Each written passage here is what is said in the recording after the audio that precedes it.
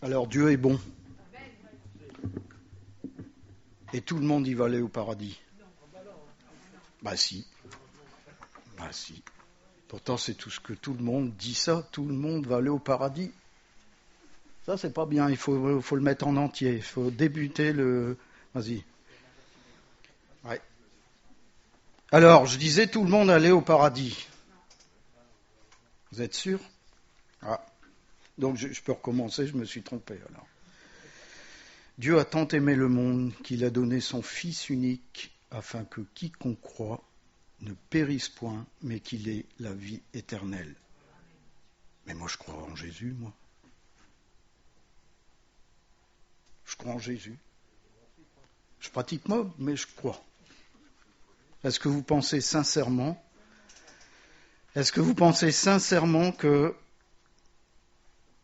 que c'est ça?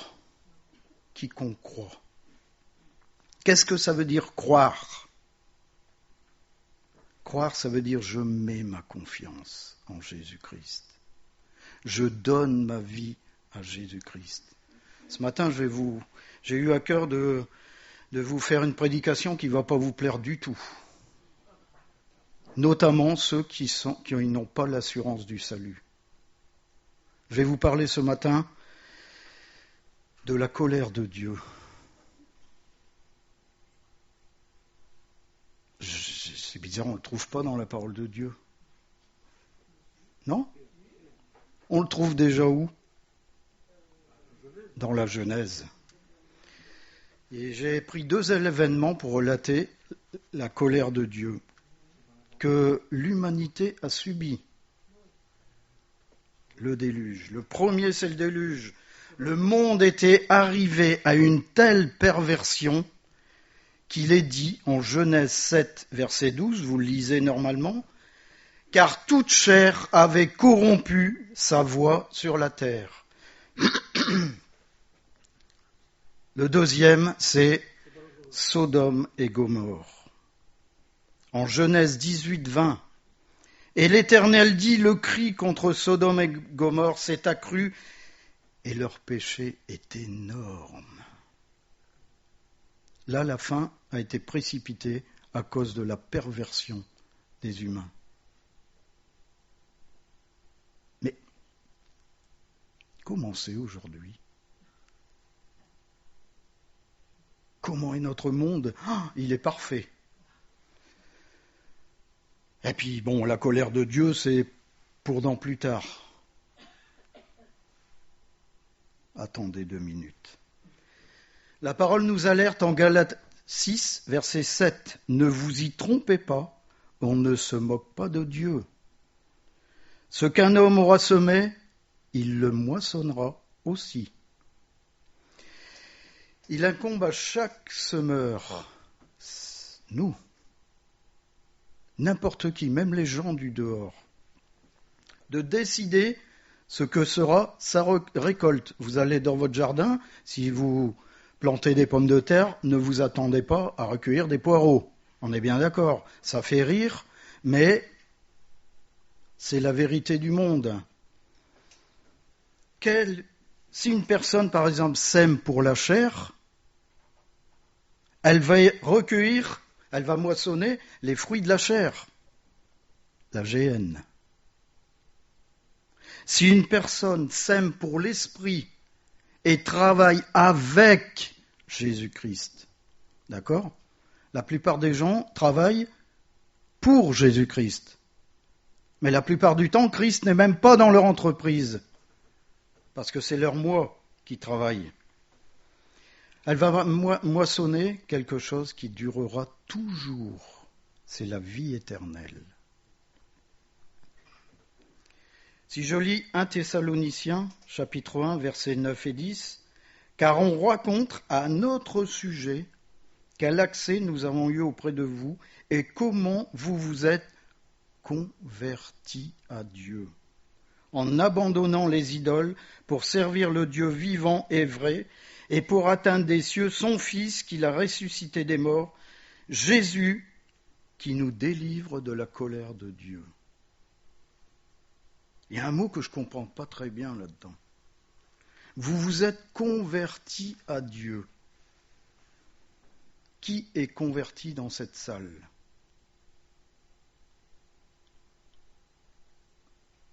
La question qu'on doit se poser quand je dis ça, c'est pas parce qu'on a fait le baptême, je vous arrête tout de suite.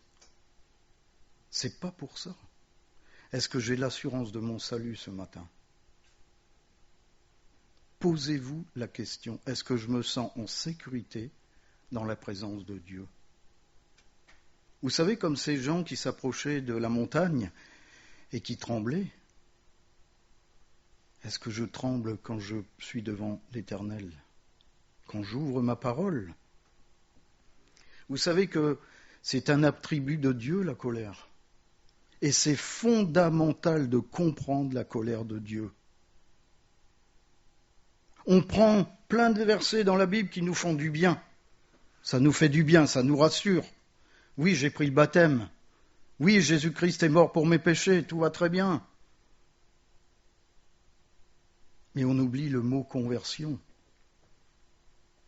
Je suis converti à qui ce matin ?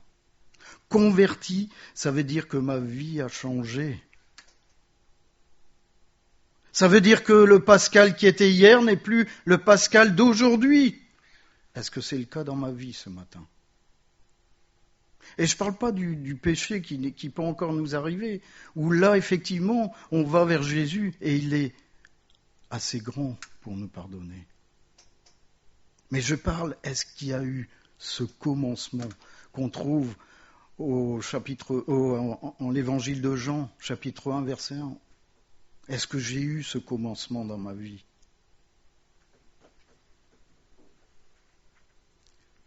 Parce qu'il n'y a que Dieu qui peut nous épargner de sa colère.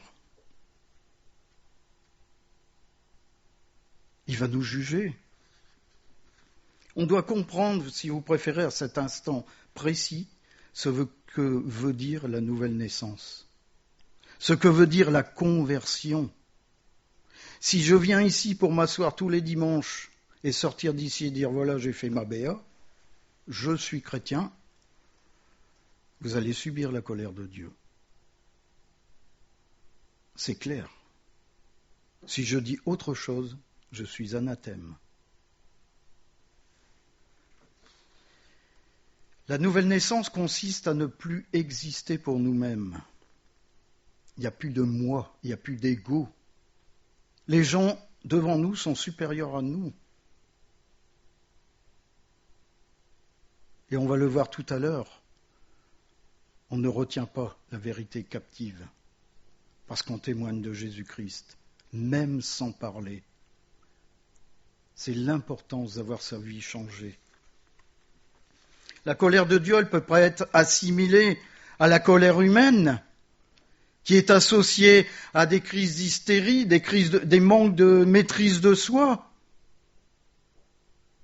Le chambard qu'on peut faire, l'animosité. Il n'y a rien de tout ça dans la colère de Dieu. Parce que si on parle ainsi de la colère de Dieu, on donne une image de Dieu qui est complètement défaillante, qui est tronquée. On parle du Saint des Saints d'une façon légère, en faisant de lui un homme, avec des réactions d'homme. Et on est très loin de ce qu'est la colère de Dieu, même en ayant dit cela. La colère de Dieu est une saine réaction. C'est pas une réaction suite à, vous savez, des causes à effet pour le produit d'un univers moral, c'est-à-dire on doit suivre des règles. Jésus est venu accomplir la loi. On n'a plus de règles à suivre. Et quand je dis ça, je me comprends. C'est-à-dire que la règle, elle est en nous. C'est Christ lui-même. La vérité, elle est en nous. Donc on n'a plus besoin de suivre des choses écrites, puisqu'il a écrit la loi sur notre cœur. C'est là la conversion. C'est là où on prend racine en lui. L'attitude de Dieu est constante est juste face au péché. Il ne change pas d'un iota. Il a en horreur le péché. Et cette attitude que Dieu aura, c'est sa colère. Dieu a en horreur le mal et le péché.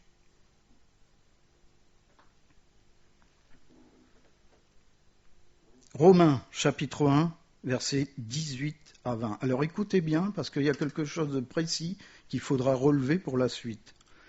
La colère de Dieu se révèle du ciel contre toute impiété et toute injustice des hommes qui retiennent injustement la vérité captive. On en a déjà parlé. Car ce qu'on peut connaître de Dieu est manifeste pour eux, Dieu le leur ayant fait connaître. En effet, les perfections invisibles de Dieu, sa puissance éternelle et sa divinité se voient comme à l'œil depuis la création du monde quand on les considère dans son ouvrage. Ils sont donc inexcusables. On va revenir sur ce verset plus tard. Et peut-être qu'avec même avec ces versets-là, on n'a toujours pas compris ce qu'était réellement la colère de Dieu. Eh bien, regardez la parole, ce que nous dit la parole. On va voir ici quelque chose qu'on peut trouver dans nos églises. Vous savez, la personne qui vient tous les dimanches et qui se croit sainte. Romains 2, chapitre 1 à 8. Ô homme, qui que tu sois, toi qui juges, tu es donc inexcusable. Car en jugeant les autres, tu te condamnes toi-même, puisque toi qui juges, tu fais les mêmes choses. Nous savons en effet que le jugement de Dieu contre ceux qui commettent de telles choses est selon la vérité. Et penses-tu, ô homme, qui juge ceux qui commettent de telles choses et qui les fait, que tu n'échapperas pas au jugement de Dieu? Ou méprises-tu les richesses de sa bonté, de sa patience, de sa longanimité, ne reconnaissant pas que dans la bonté de Dieu te pousse à la repentance? Mais par ton endurcissement et par ton cœur impénitent, tu t'amasses un trésor de colère pour le jour de la colère et de la manifestation du juste jugement de Dieu, qui rendra à chacun selon ses œuvres, réservant la vie éternelle à ceux qui, par la persévérance à bien faire, cherchent l'honneur, la gloire et l'immortalité, mais l'irritation et la colère à ceux qui, par esprit de dispute, sont rebelles à la vérité et obéissent à l'injustice. Le contexte. Ici, on parle de certains païens qui avaient une vie, je vais dire, à peu près bien réglée, selon eux. Vous savez, ils avaient une éthique, ils avaient une conduite morale. On en connaît dans notre famille des gens qui ne sont pas à Christ, mais qui vraiment ont un comportement de chrétien. En fin de compte, il condamnait ces gens-là, la corruption morale qu'il y avait autour d'eux. Il a condamné. Et ensuite, vous aviez les Juifs. Les Juifs qui, eux, avaient la loi, qui avaient une prestance, qui avaient un contraste avec tous les gens du dehors. C'était une image, on le sait bien. Quand on lit la parole de Dieu, on le sait bien, c'était une image.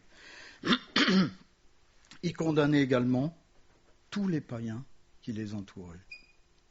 À Paul, il les a remis en place. Parce que ces deux groupes de moralistes-là, ils pouvaient certainement conclure que eux échapperaient à la colère de Dieu. Vous voyez ? On est tellement bien. Vous savez, on ne fait pas ces choses-là. Et Paul leur dit, mais en fin de compte, vous êtes aussi bien condamnés que ceux du dehors, hein, parce que vous faites les mêmes choses. Alors imaginez le coup de massue que ça opérait en eux. Paul leur disait simplement que il n'y a eu aucun changement dans leur vie. Vous êtes pareils. Montrez-moi vos œuvres et je vais vous montrer la foi. Il n'y a rien qui a changé. Ils sont exactement les mêmes et ils ne valaient pas mieux que les autres. Est-ce qu'il en est de même pour nous aujourd'hui ?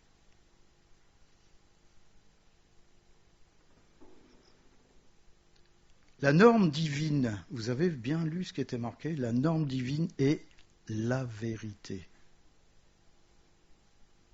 Et Dieu est appelé le Dieu de vérité. En Psaume 31,6, « Je remets mon esprit entre tes mains, tu me délivreras, éternel Dieu de vérité. » La vérité absolue et infinie est indéniablement un des attributs essentiels de Dieu. Lorsque Dieu juge selon sa vérité, personne ne peut y échapper. Personne. Le jugement de Dieu est impartial. Parce qu'il juge selon sa vérité.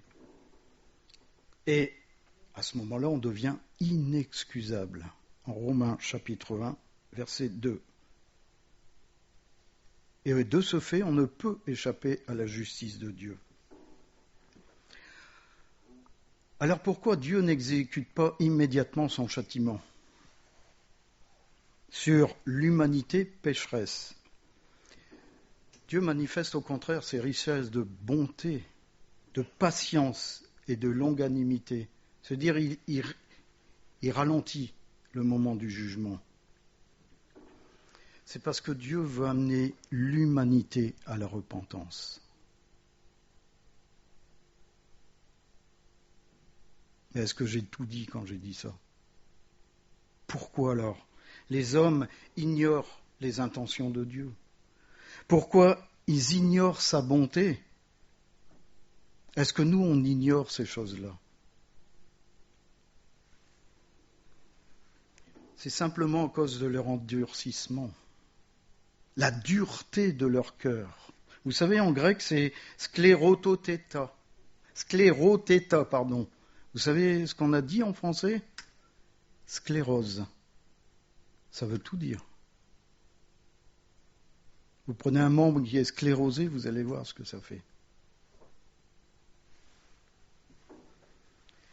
Donc la colère de Dieu s'accumule contre le péché des hommes. Il est en train de remplir un grand réservoir de colère.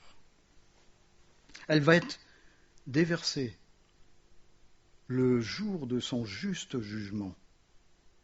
Vous lirez ça en Apocalypse. Et ce jour-là, Dieu rendra à chacun selon ses œuvres. Je vais vous le lire d'ailleurs, Apocalypse 20, verset 13. La mer rendit les morts qui étaient en elle, la mort et le séjour des morts rendirent les morts qui étaient en eux, et chacun fut jugé selon ses œuvres. Ça change tout, hein? Et là, je parle aux gens qui n'ont pas connu cette nouvelle naissance. Je ne parle pas aux chrétiens, je veux dire, qui ont vraiment connu cette nouvelle naissance. Je parle vraiment à ceux qui ont une image de chrétiens.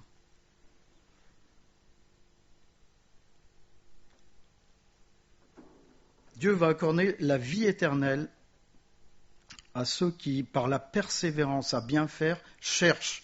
Alors regardez, on a lu le verset, regardez au présent ce que ça donne. Continue de chercher. Vous voyez, dans le verset c'est marqué cherche, mais en fin de compte ça veut dire continue de chercher l'honneur, la gloire et l'immoralité. Et l'immortalité. Ça change tout quand même. Hein. L'honneur, la gloire et l'immortalité. Continue de chercher. C'est pas parce qu'on a eu le baptême qu'on est sauvé. C'est simplement qu'on rend témoignage, oui, aujourd'hui, je fais l'engagement de suivre Jésus-Christ, parce que je le reconnais comme mon Sauveur et mon Seigneur. C'est ça le baptême. Et il y a beaucoup de gens qui s'assoient à partir de ce moment-là. Et leur vie ne change pas. L'irritation et la colère sera le lot de ceux qui, par esprit de dispute, sont rebelles ou continuent de désobéir à la vérité et continuent d'obéir à l'injustice. Maintenant, on sait pourquoi la colère de Dieu l'amène à un juste jugement. tous ceux qui ne seront pas trouvés en Christ seront jugés. Mais ça nous montre quand même quelque chose, c'est qu'on manque d'apprécier. On oublie souvent à quel point Dieu a en horreur le mal, a en horreur le péché. Et ce qu'il veut, c'est juger ces choses. Et c'est pour ça que parfois on le commet délibérément. Et c'est pour ça qu'au verset 20, il est dit « Ils sont donc inexcusables ». Jean 3, versets 18 et 19. « Celui qui croit en lui n'est point jugé, mais celui qui ne croit pas est déjà jugé, parce qu'il n'a pas cru au nom du Fils unique de Dieu. Et ce jugement, c'est que la lumière étant venue dans le monde, les hommes ont préféré les ténèbres à la lumière, parce que leurs œuvres étaient mauvaises. » Est-ce qu'aujourd'hui je continue à pécher ? Ou est-ce que je pêche et je suis sauvé par grâce ? Vous comprenez ce que je suis en train de vous dire ? On ne se moque pas de Dieu, j'ai dit au départ. Dieu s'en souviendra.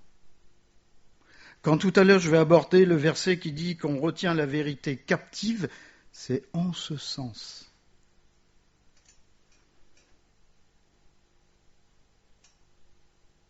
L'Éternel est le juste juge qui condamne le péché. Essayez de lui expliquer quelque chose, de justifier le péché dans votre vie. Essayez. Vous allez avoir du mal. Vous savez, c'est comme quelqu'un qui meurt d'une hémorragie alors qu'il a tous les ustensiles à côté pour arrêter l'hémorragie. Là, l'image. Vous trouvez la personne morte, alors je ne comprends pas, pourtant il suffisait juste de mettre le garrot et ceci, cela. On a Jésus-Christ. Pourquoi on continue ? 2 Thessaloniciens, chapitre 1, versets 8 et 10. « Car il est de la justice de Dieu de rendre l'affliction à ceux qui vous affligent et de vous donner, à vous qui êtes affligés, du repos avec nous. Lorsque le Seigneur Jésus apparaîtra du ciel avec les anges de sa puissance, au milieu d'une flamme de feu, pour punir ceux qui ne connaissent pas Dieu et ceux qui n'obéissent pas à l'évangile de notre Seigneur Jésus, ils auront pour châtiment une ruine éternelle, loin de la face du Seigneur et de la gloire de sa force lorsqu'il viendra pour être, en ce jour-là, glorifié dans ses saints et admiré dans tous ceux qui auront cru, car notre témoignage auprès de vous a été cru. » On devrait aspirer justement à ce que Jésus revienne. Est-ce qu'on aspire à ce que Jésus revienne ? Pas maintenant, parce que je ne suis pas encore prêt.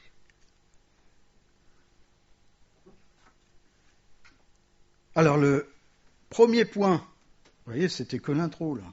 Le premier point, pourquoi Dieu est-il en colère contre nous ? On revient au premier verset, je ne sais pas si tu peux le remettre. Non, je vais le lire. 1, verset 18. « La colère de Dieu se révèle du ciel contre toute impiété et toute injustice des hommes qui retiennent injustement la vérité captive. » La colère de Dieu se révélera du ciel. C'est pas ce qui est marqué.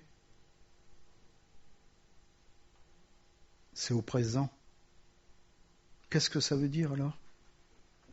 Ça veut dire que la colère de Dieu se révèle aujourd'hui. Qu'est-ce qu'il nous raconte ? Qu'est-ce qu'il nous raconte ?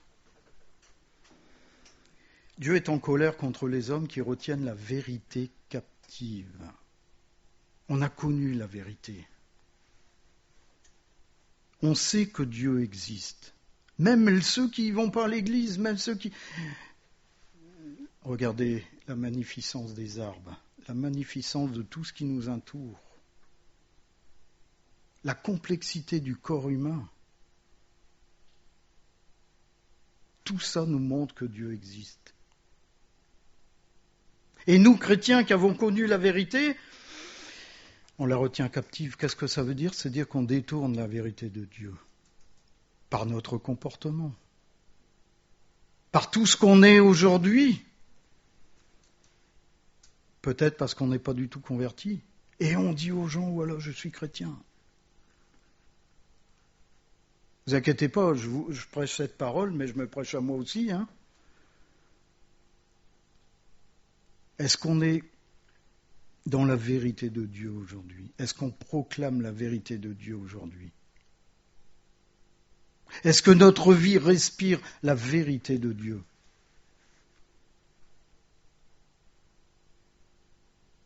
Il ne suffit pas de dire « je crois ».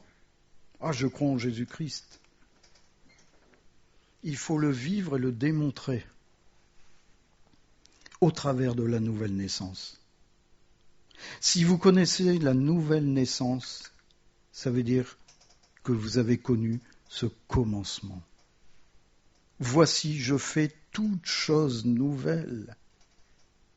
Il est impossible que les liens d'hier soient encore les liens d'aujourd'hui. Parce que Christ a tout accompli à la croix. Vous avez une tare familiale, c'est faux. C'est coupé. Parce que Christ est mort pour ça. Si on ne s'approprie pas la mort de Jésus-Christ et la résurrection, il est impossible de naître de nouveau. On va bricoler quelque chose, une image, un bon pharisien de base qui va nous citer des versets alors que ça reste que dans sa tête et pas sur son cœur.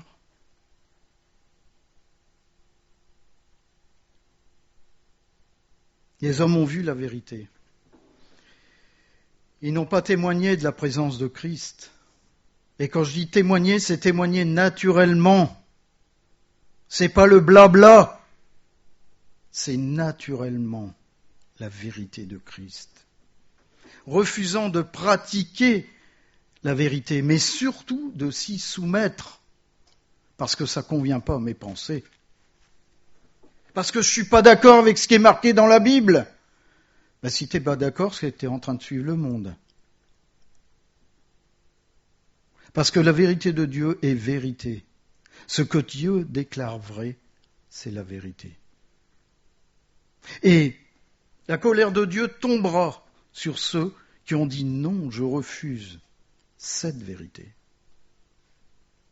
Et qui auront bafoué la vérité de Dieu. Peut-être que on se dit, c'est pas pour moi ce matin. Je ne parle pas de la prédication, mais Dieu, c'est peut-être pas pour moi ce matin. D'autres que j'ai connus et qu'on connaît, c'est j'ai pas le temps. J'ai tellement de choses à faire. D'autres, c'est qu'ils aiment bien vivre dans ce monde, même s'il y a du mal, le mal est là, on est confortable. Je suis pas pire que les autres. Mais attention, parce que la Bible ne nous caresse absolument pas dans le sens du poil. Et c'est là où je dis souvent, on a ces petits versets, vous savez, favoris, qui nous font du bien. Vous êtes sauvés par grâce. Il n'y a plus aucune condamnation pour ceux qui sont en Jésus-Christ. Es-tu en Jésus-Christ? C'est ça qu'il faut se poser. Mais quand on médite la parole, c'est « Mais est-ce que je suis en Jésus-Christ » Parce que ce verset restera toujours là. Il est la vérité de Dieu. Mais est-ce que je suis en Jésus-Christ? 1 Corinthiens chapitre 6, versets 9 et 10. Ne savez-vous pas que les injustes n'hériteront point le royaume de Dieu? Ne vous y trompez pas. Ni les impudiques, ni les idolâtres, ni les adultères, ni les efféminés, ni les infâmes, ni les voleurs, ni les cupides, ni les ivrognes, ni les outrageux, ni les ravisseurs n'hériteront le royaume de Dieu. C'est une vérité. Alors si je me retrouve là-dedans, je vais subir la colère de Dieu. Beaucoup ne souhaitent pas connaître Dieu. Parce que ça ne les arrange pas. Parce que comme je viens de lire ce verset, ils vont se sentir jugés. Alors, si je ne le connais pas, il ne va rien m'arriver. Vous savez, si je ne croise pas le gendarme, je ne vais pas prendre de PV. Maintenant, il y a des caméras. Tant pis pour vous. Il y a beaucoup qui ne souhaitent pas connaître Dieu alors que les preuves de son existence sont légion. Et ils sont inexcusables de ce fait. En Romains chapitre 1, 19 et 20, car ce qu'on peut connaître de Dieu est manifeste pour eux. Dieu leur ayant fait connaître, en effet, les perfections invisibles de Dieu, sa puissance éternelle et sa divinité se voient comme à l'œil depuis la création du monde quand on les considère dans ses ouvrages. Ils sont donc inexcusables. L'homme vient du poisson. Ah, il ne descend pas du singe. Les arbres étaient trop hauts, là. Mais non, vous comprenez bien la bêtise humaine. Il y a les évidences de Dieu dans ce monde. L'intelligence humaine, après vous, c'est l'homme qui s'est rendu intelligent au cours des siècles. Mais non. C'est Dieu qui a permis à l'homme de s'ouvrir sur telle et telle faculté. Quand on voit Albert Einstein, comment il a fait la loi de la relativité, lisez un peu, mais c'est fantastique. Comment on peut se dire qu'un être humain puisse sortir cette chose-là? Et il était chrétien, Albert Einstein. C'est lui qui parle du doigt de Dieu dans l'univers. On pirate tous la vérité. On la pirate tous, parce que ça nous arrange. Parce qu'elle met en danger notre indépendance, notre sécurité, avec un petit S, notre petite sécurité de chrétien. On pirate la vérité, on dit des choses qui nous arrangent, on oublie les choses qui sont graves. Et parfois même, on pirate la vérité pour notre sécurité terrestre, parce qu'on ne veut pas être persécuté. Parce qu'on ne veut pas perdre son emploi, parce qu'on ne veut pas perdre ses amis, parce qu'on ne veut pas perdre sa famille. Alors on se bricole un petit monde à nous, en ayant cette petite vérité de Dieu, les versets qui nous arrangent. On bricole un évangile, on arrache des pages de notre Bible, ceux qui nous condamnent. Est-ce que c'est ça ce matin dans notre cœur, mes bien-aimés? C'est une question qu'il faut se poser. Vous savez, lorsque le jugement de Dieu viendra, il sera trop tard pour se poser les questions. Il sera trop tard pour remettre sa vie dans le bon sens. C'est sûr que si ce matin je faisais un appel, je disais, vous venez ici, vous déclarez, voilà, oui, moi je me retrouve là-dedans. Waouh! Le moi, il prendra un sacré coup. Et pourtant, on est censé déjà l'avoir fait. Avoir eu cette repentance. Et peut-être qu'aujourd'hui, on croit que Dieu se cache et Dieu nous évite. Comme ça nous rassure. Voilà. Je ne suis pas embêté parce que Dieu m'évite. Si vous n'êtes pas embêté, c'est là où il faut commencer à vous poser des questions. En fin de compte, c'est nous qui l'évitons. C'est nous qui refusons sa vérité. C'est nous qui refusons d'être embêtés par les paroles véritables qui sont prononcées dans la parole de Dieu. Romains 1, 21, puisqu'ayant connu Dieu, ils ne l'ont point glorifié comme Dieu et ne lui ont point rendu grâce. On en a parlé ce matin. Rendre grâce à l'Éternel, louer l'Éternel. Mais ils se sont égarés dans leurs pensées et leur cœur sans intelligence a été plongé dans les ténèbres. Vous avez vu qu'il n'est pas dit « ils ont plongé leur cœur dans les ténèbres ». C'est leur cœur qui a été plongé. Dieu les a laissés.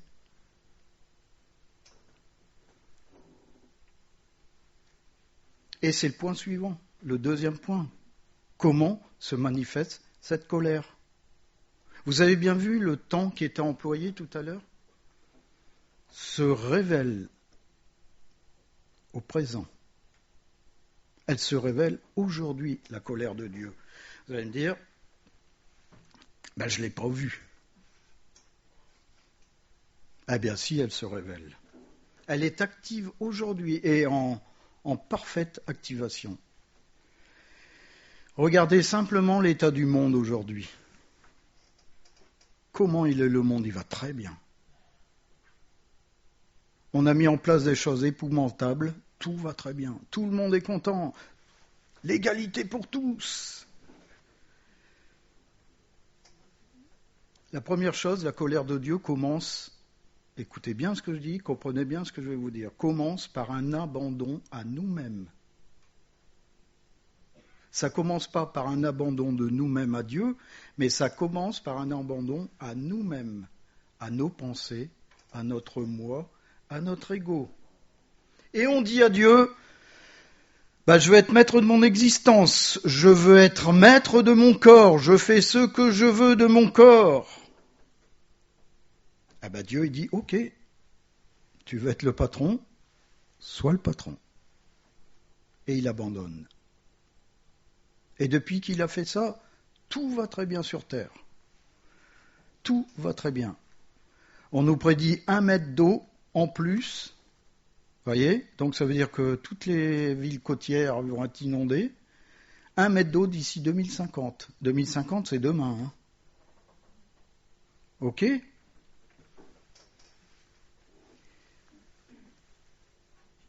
En fait, Dieu nous laisse vivre comme bon nous semble. C'est exactement ce qui s'est passé du temps de Noé. Les gens se mariaient, ils faisaient la fête, ils faisaient tout. Et un jour, poum, Dieu a décidé d'arracher la page et de tout recommencer. Et la colère de Dieu s'est manifestée. Mais Dieu est patient, il est surtout lent à la colère. La question qu'on doit se poser, c'est jusqu'à quand ? Parce qu'un jour, il va venir pour refermer le livre. Le clap de fin. Romains 1, chapitre 24 à 28. C'est pourquoi Dieu les a livrés à l'impureté selon les convoitises de leur cœur. Vous voyez, quand je vous parle de la vérité, je vous parle de la vérité de la parole. Écoutez bien ce qui va être dit maintenant et pensez au monde actuel. C'est pourquoi Dieu les a livrés à l'impureté selon les convoitises de leur cœur, en sorte qu'ils déshonorent eux-mêmes leur propre corps, eux qui ont changé la vérité de Dieu en mensonge et qui ont adoré et servi la créature au lieu du Créateur, qui est béni éternellement. Amen. C'est pourquoi Dieu les a livrés à des passions infâmes, car leurs femmes ont changé l'usage naturel en celui qui est contre nature. Et de même, les hommes, abandonnant l'usage naturel de la femme, se sont enflammés dans leurs désirs les uns pour les autres, commettant homme avec homme des choses infâmes et recevant en eux-mêmes le salaire que méritait leur égarement. Qu'est-ce qui se passe aujourd'hui ?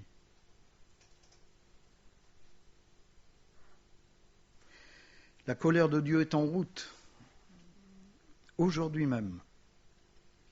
Vous voyez, rien qu'avec ce verset, on démontre que Dieu laisse faire l'homme. Et il explique exactement ce que l'homme va faire. On vient de le lire. C'est exactement ce qui se passe aujourd'hui.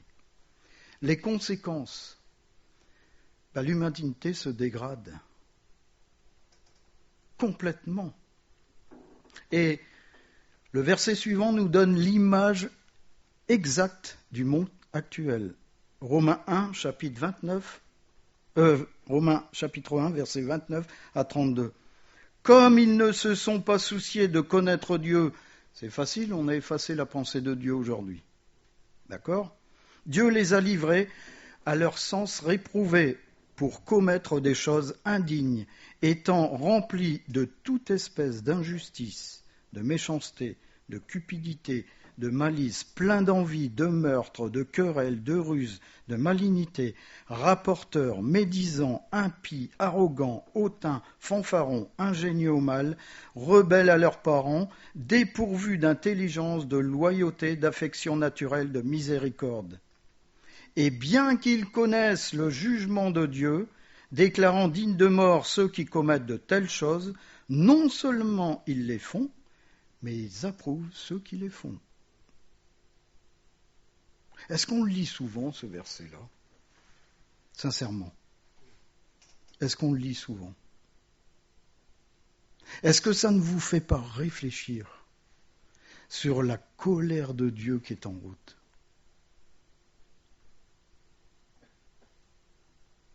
Si ça vous fait réfléchir, vous allez étudier l'Apocalypse et vous allez voir les fléaux. Vous allez voir la puissance de la colère de Dieu. Il y a des gens qui vont courir sous les montagnes et demander aux montagnes de tomber sur eux pour éviter la colère de Dieu.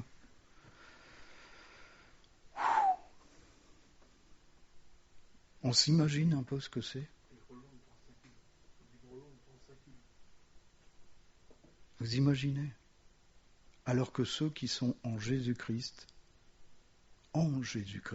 j'ai pas dit ceux qui ont tutoyé Jésus-Christ, si vous voyez ce que je veux dire, qui se seront approchés sans toucher le vêtement et être guéris.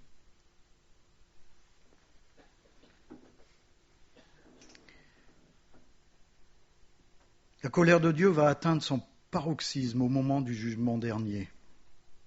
En Romains 2, versets 5 et 6, « Mais par ton endurcissement et par ton cœur impénitent, tu t'amasses un trésor de colère pour le jour de la colère et de la manifestation du juste jugement de Dieu qui rendra à chacun selon ses œuvres. »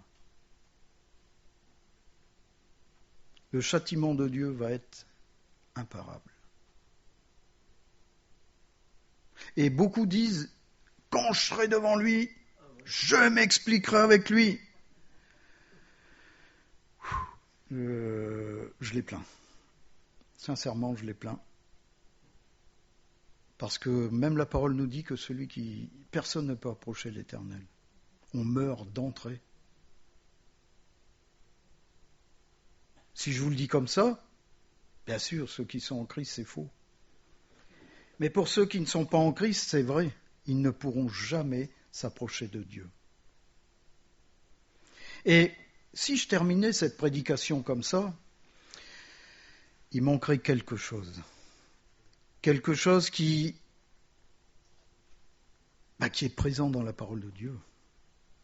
Qui est présent, j'espère, ce matin dans vos vies.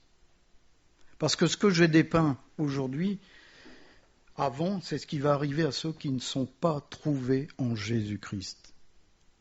Je parle bien de ceux qui sont nés de nouveau. Nés de nouveau, qui ont connu un nouveau commencement, une nouvelle vie.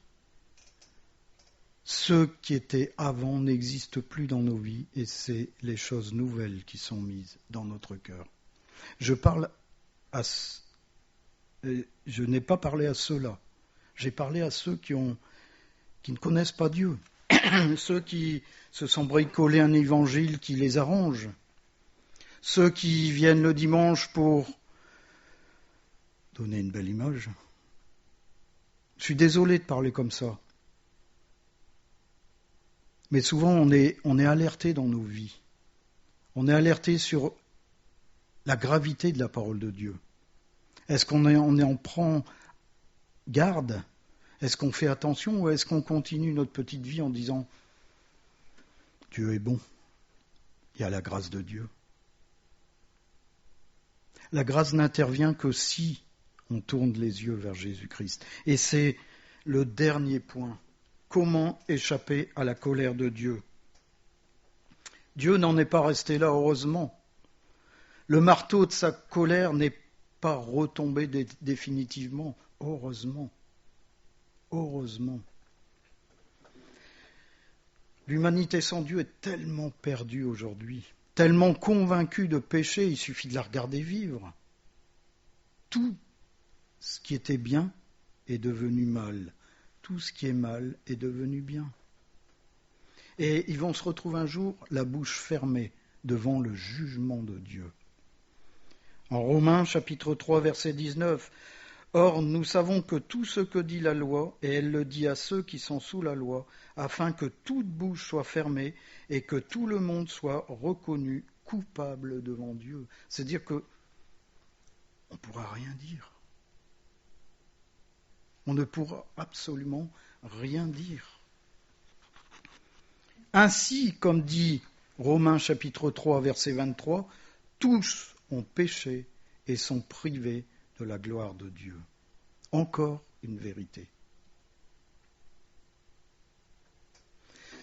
Dieu a offert un moyen échappatoire à son jugement, à cette colère. On le sait, on le connaît. Ça a été le tournant de l'histoire, c'est Jésus-Christ. Jésus-Christ qui a été choisi par Dieu, qui est venu sur terre. Quand je dis choisi, c'est Dieu lui-même qui est venu sur terre. Il s'est incarné. Mais c'est une victime choisie par Dieu, une victime expiatoire. En fait, compte, c'est un sacrifice d'expiation que Jésus a fait sur la croix. Il a détourné la colère de Dieu sur lui. Est-ce qu'on en a conscience quand même ? Quand Dieu a abandonné Jésus-Christ sur la croix, c'était juste le moment où tous les péchés du monde étaient sur lui. En fait, compte, il n'a jamais abandonné. Mais quand Jésus a crié « Pourquoi m'as-tu abandonné ?», c'était à un saint instant précis que Jésus avait tous les péchés du monde sur lui. Et ainsi, il a détourné la colère de Dieu. Donc ça suppose que la colère de Dieu à l'encontre du péché est énorme. Mais c'est surtout qu'elle engage notre responsabilité. Si on est encore pécheur aujourd'hui, c'est notre responsabilité. Paul, en Éphésiens, nous dit, chapitre 2, verset 3, « Nous tous aussi, nous étions de leur nombre et nous vivions autrefois selon les convoitises de notre chair, accomplissant les volontés de la chair et de nos pensées, et nous étions par nature des enfants de colère comme les autres. » Quand il dit enfants de colère, enfants à subir la colère de Dieu, c'est ça que ça veut dire. Mais Dieu qui est riche en miséricorde à cause du grand amour dont il nous a aimés, nous qui étions morts par nos offenses, nous a rendu la vie avec Christ. C'est par grâce que vous êtes sauvés. Également en Romains 3, versets 25 et 26, c'est lui que Dieu a destiné par son sang à être pour ceux qui croiraient victime propitiatoire, afin de montrer sa justice, parce qu'il avait laissé impunis les péchés commis auparavant, au temps de sa patience. Afin, dis-je, de montrer sa justice dans le temps présent, de manière à être juste, tout en justifiant celui qui a la foi en Jésus-Christ. C'est là où c'est important, celui qui a la foi en Jésus-Christ. C'est pas je crois. Je crois. Oui, bon, je crois. Oui. Je crois. Mes parents étaient croyants, moi je crois. Mais j'ai pas le temps. Je suis trop occupé, je crois. C'est pas ça du tout qui est dit. C'est absolument pas ça qui est dit. Croire, c'est, je l'ai déjà dit, c'est oui, je mets ma confiance en ce Jésus. Je sais qu'il est mort pour moi. Je sais que son sang a été versé pour moi. Je sais qu'il a pris sur lui la colère de Dieu qui m'était destinée. Alors aujourd'hui, j'obéis à la vérité. Et Jésus est le chemin, la vérité et la vie. Aujourd'hui, j'obéis à la vérité. Aujourd'hui, je garde les yeux fixés sur la vérité. Vous voyez, ça n'a plus rien à voir avec les simulacres de chrétienté. Ça n'a plus rien à voir. On entre dans une sphère peut-être qu'on n'a jamais connue. Parce que c'est Dieu lui-même qui nous y invite par son Fils Jésus-Christ. Vous comprenez bien qu'on ne peut pas bricoler son salut. C'est impossible. Si on commence à bricoler son salut, on est sûr de subir la colère de Dieu. Mais si on s'abandonne en Jésus-Christ, c'est ce que Dieu demande ce matin. Abandonne-toi en moi. Abandonne-toi. Épouse la vérité que je t'ai mis devant les yeux. Épouse Jésus-Christ. Si on met notre foi en Jésus-Christ, si on le confesse nos péchés, Dieu est juste et bon. Vous voyez, ça ne suffit pas de dire Dieu est bon, mais Dieu est juste et bon. Il est assez juste et assez bon, assez miséricordieux pour nous pardonner, pour que la colère soit détournée de nous. En Romains chapitre 5, verset 9, à plus forte raison donc, maintenant que nous sommes justifiés par son sang, serons-nous sauvés par lui de la colère. C'est Christ qui nous sauve de la colère de Dieu. En Romains 8, 1, il n'y a plus aucune condamnation pour ceux qui sont en Jésus-Christ. Toujours pareil, bien lire ce verset pour ceux qui sont en Jésus-Christ. Est-ce qu'on est en Jésus-Christ ce matin?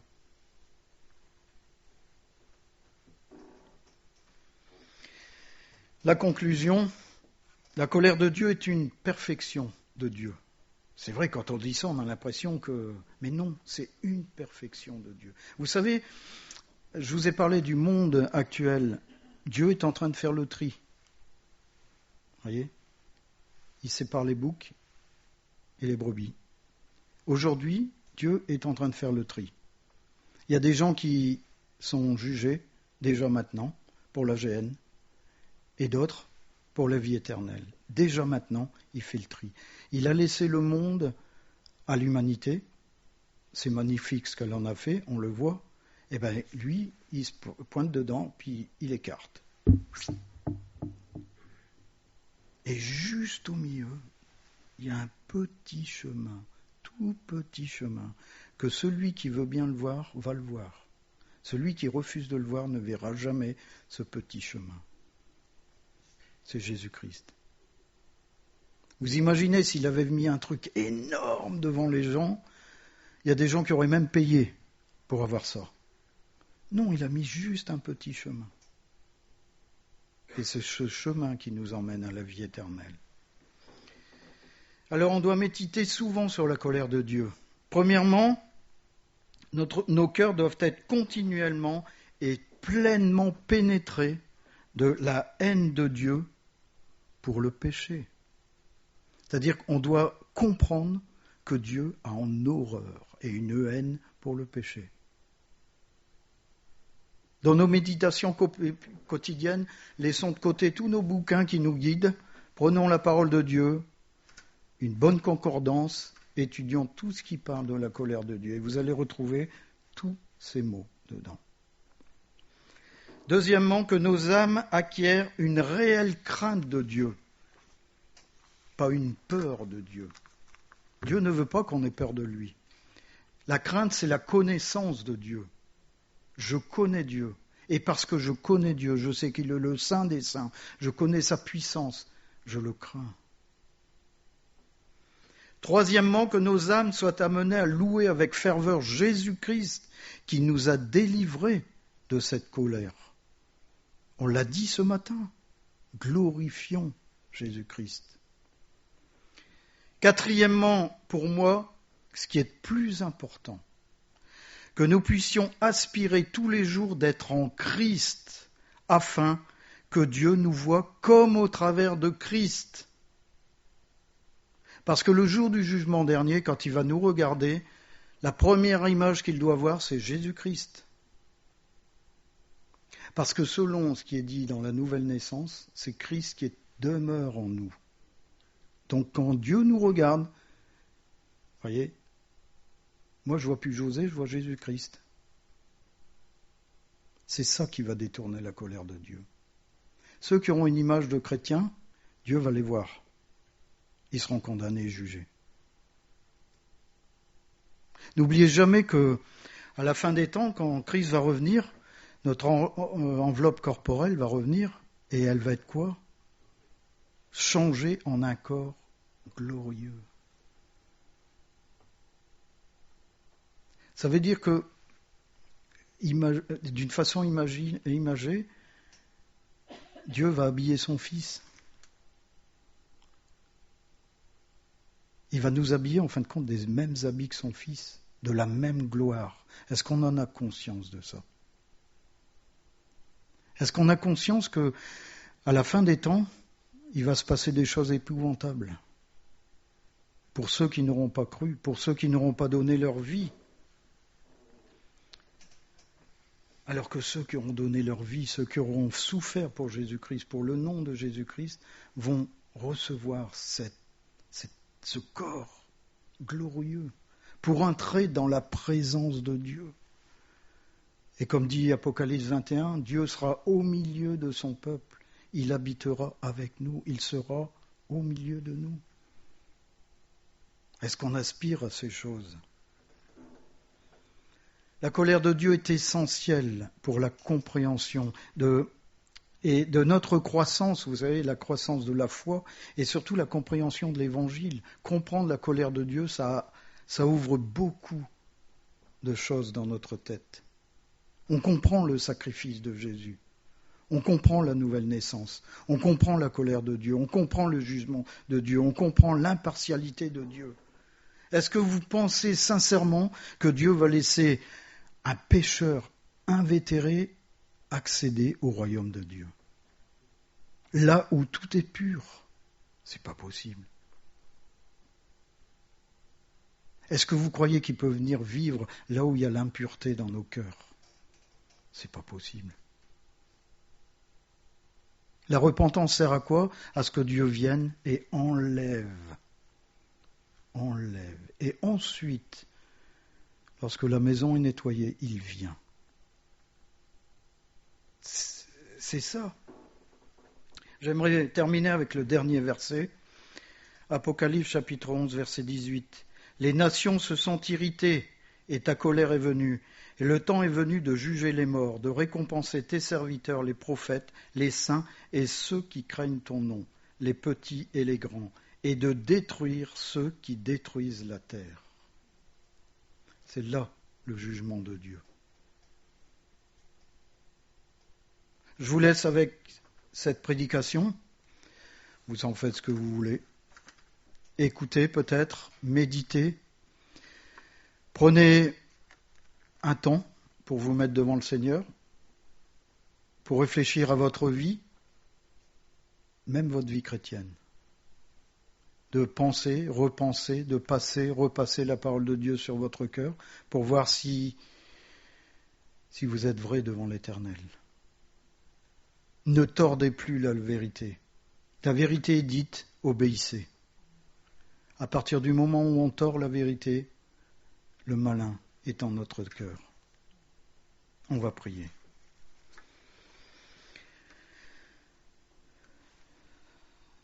Seigneur, c'est vrai que ce sont des paroles dures.